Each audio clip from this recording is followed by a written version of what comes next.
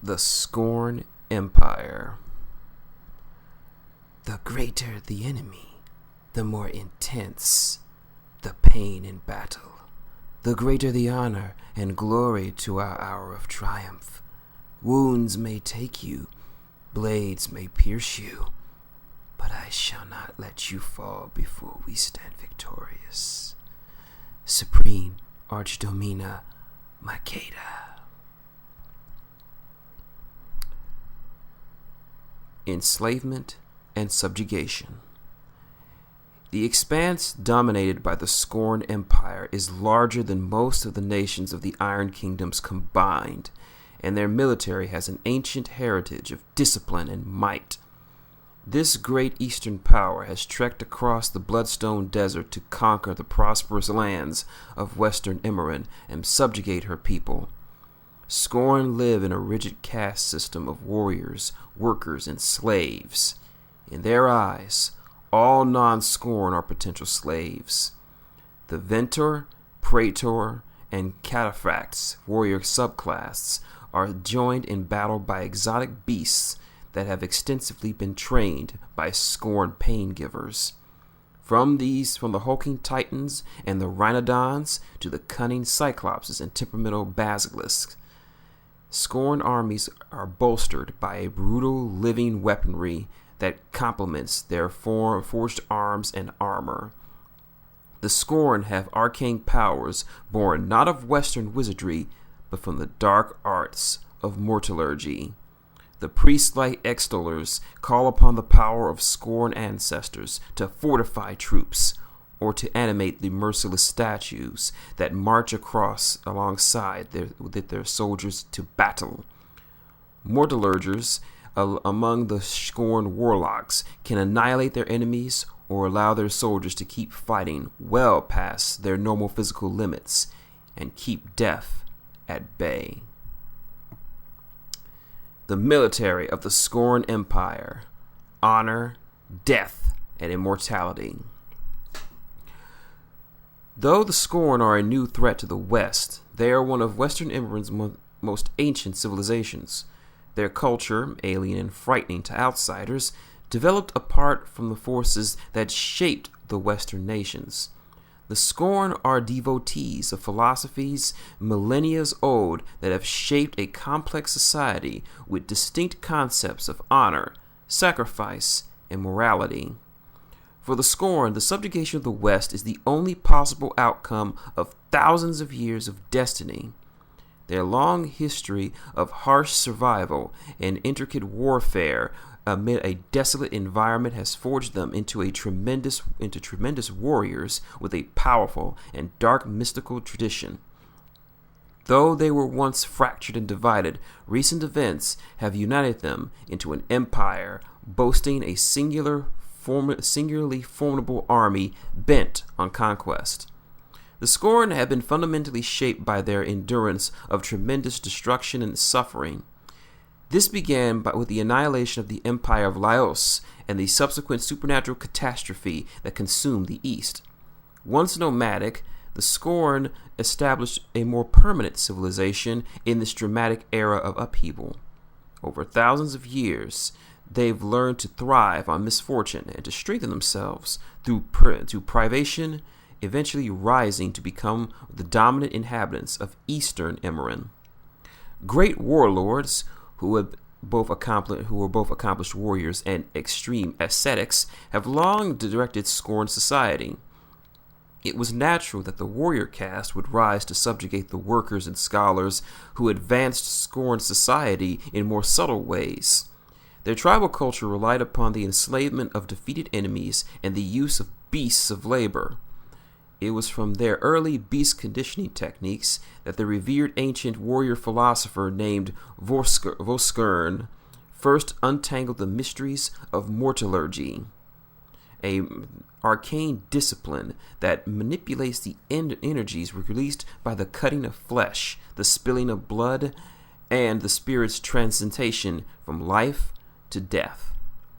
By these arts, both Scorn and beasts could be controlled, conditioned, and forged into great weapons of war. Philosophy played a key role in the evolution of the Scorn warrior castes and armies, a central tenet being the ancestor worship. The Scorn do not acknowledge or revere gods, but instead look to the great figures of their own family lines and aspire to emulate those tyrants who have achieved greatness by conquest. Such a legacy is the closest most Scorn can come to true immortality. They have no expectations of enduring past death except the memories of their kin. These people have no knowledge of Arcane, which Western theologians describe as the afterlife. Instead, the Scorn believe only annihilation waits for them after death, their spirits tumbling into an infinitely dark and hostile oblivion called the Void. To avoid this terrible fate, the Scorn have developed a process of exaltation, a deep, holy reward bestowed upon a very small percentage of those who die in battle. Singularly great warriors are preserved in sacral stones so that their families can have access to them in the centuries to come.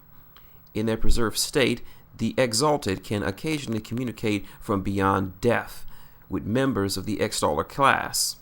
The possibility of exaltation provides a tangible goal to all Scorn who enter battle, inspiring them to even greater acts of courage and daring, for they know only the most worthy among them will earn a place alongside their ancestors.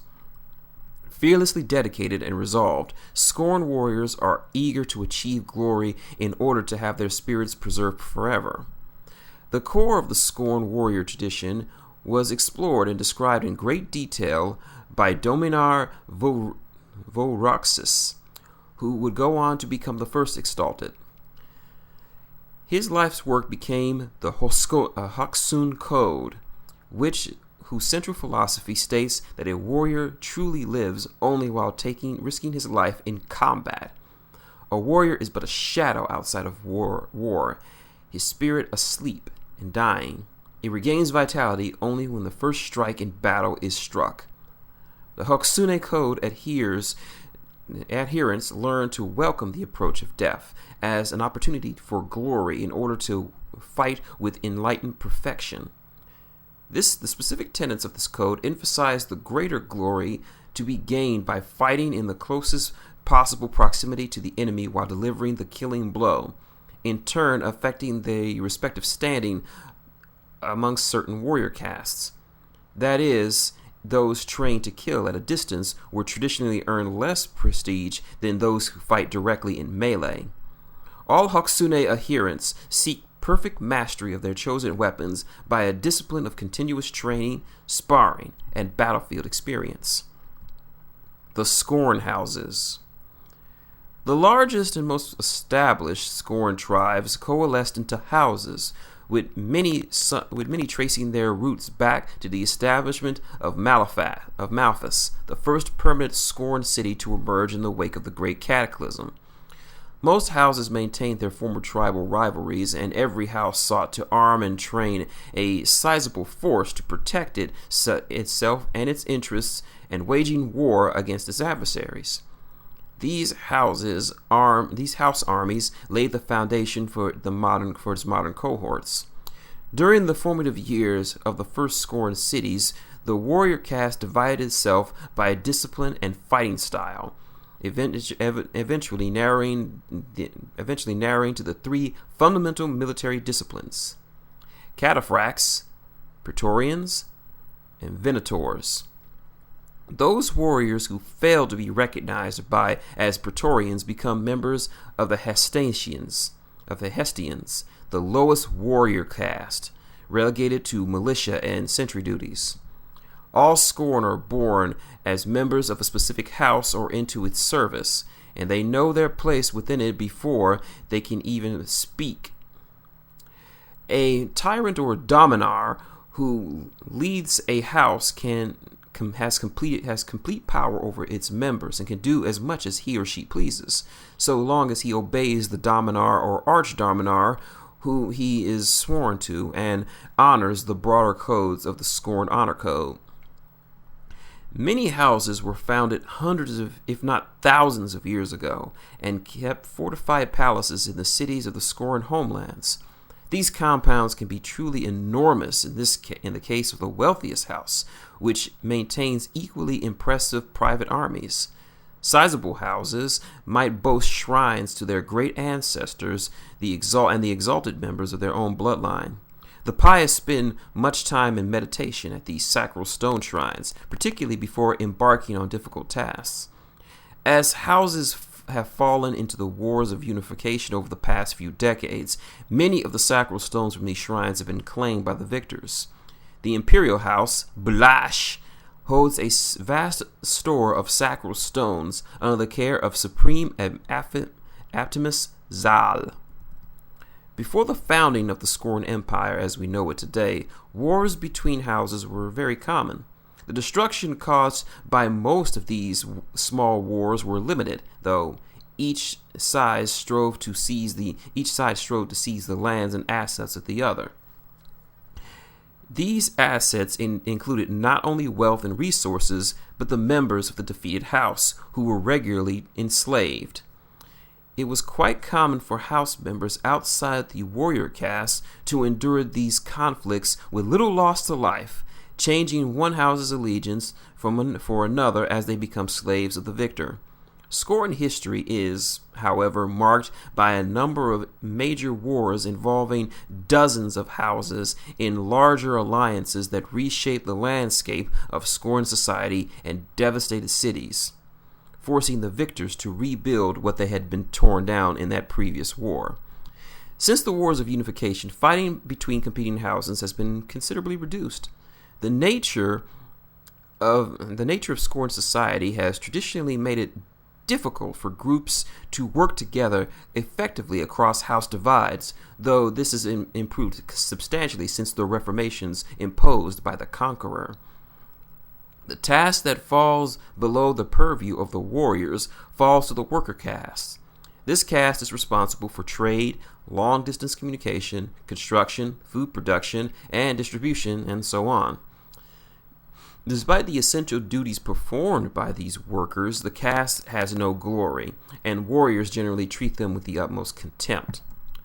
Almost all houses maintain a large population of enslaved servants or laborers, in some cases used as raw materials for mortitheurgical experimentation.